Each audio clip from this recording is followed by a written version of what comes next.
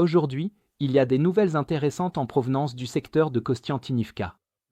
Ici, après avoir subi des revers humiliants à répétition à Pokrovsk, le commandement russe a redirigé son offensive vers Kostiantynivka, se heurtant à la ligne de défense ukrainienne. Les Russes ont envoyé un important groupe d'assaut, composé de dizaines de véhicules blindés, pour tenter de percer, mais ils se sont retrouvés piégés dans une zone de destruction dévastatrice.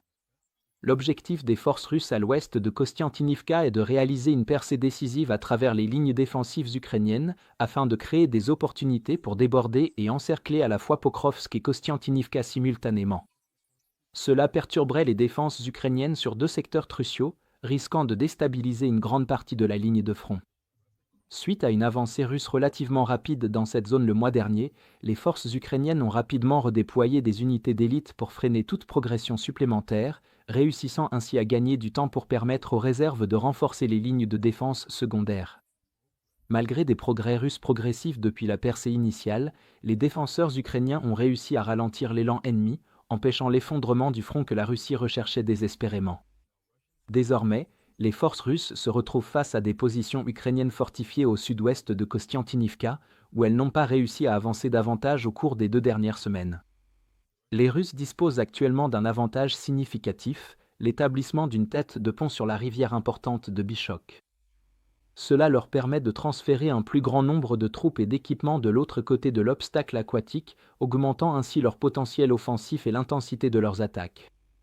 La position géographique de la tête de pont offre une flexibilité pour lancer des attaques contre Kostiantynivka ou Pokrovsk, mais compte tenu des ressources limitées, les commandants russes semblent se concentrer principalement sur une poussée vers Kostiantynivka. Ce choix tactique menace également les lignes de défense ukrainiennes proches de Toretsk, augmentant la valeur de toute manœuvre réussie pour les Russes.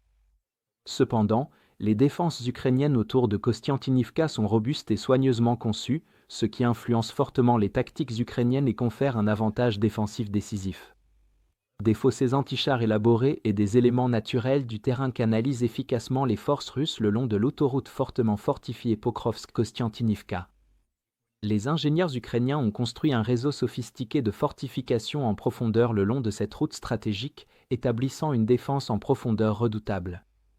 De plus, des rangées de dents de dragon le long de l'autoroute servent de barrière en béton pour stopper les assauts blindés russes, tandis que des positions ukrainiennes dissimulées dans les fortifications infligent des tirs dévastateurs.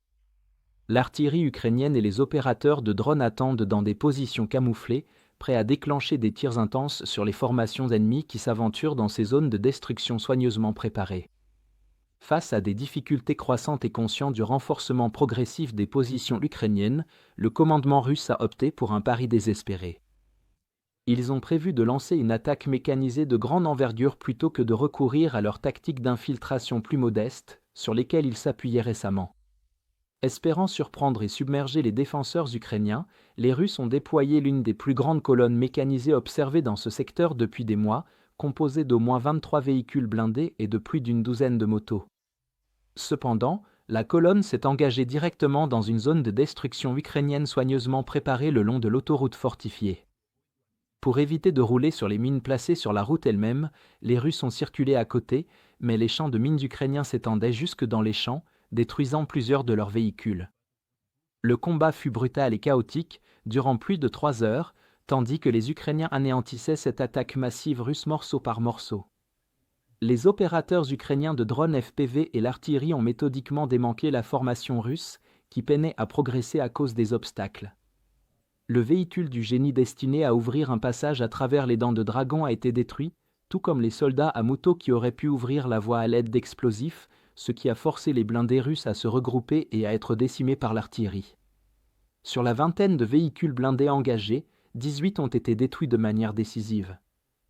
Certains d'entre eux ont explosé sur des mines antichars soigneusement placées, d'autres, tentant d'échapper aux tirs ukrainiens, ont paniqué et se sont précipités directement dans des fossés antichars, devenant ainsi des cibles immobiles rapidement éliminées par les drones ukrainiens. Près de 200 soldats russes ont été tués lors de cette attaque ratée, soulignant le caractère catastrophique d'un échec lors d'une tentative de percée. Globalement, bien que les forces russes aient initialement obtenu un succès limité au sud-ouest de Kostiantynivka, le dispositif défensif ukrainien récemment renforcé est occupé à stopper net leur dernière attaque mécanisée ambitieuse. L'ampleur des pertes subies lors de cette attaque représente un nouveau revers majeur pour les commandants russes, révélant à la fois une mauvaise planification opérationnelle et une sous-estimation des préparatifs ukrainiens. Néanmoins, les tendances précédentes laissent penser que les Russes vont se regrouper et revenir, refusant d'abandonner leur objectif. Les commandants ukrainiens s'attendent à ce que la Russie mobilise déjà des unités et du matériel supplémentaire, préparant une nouvelle offensive contre le secteur tant convoité de Kostiantynivka.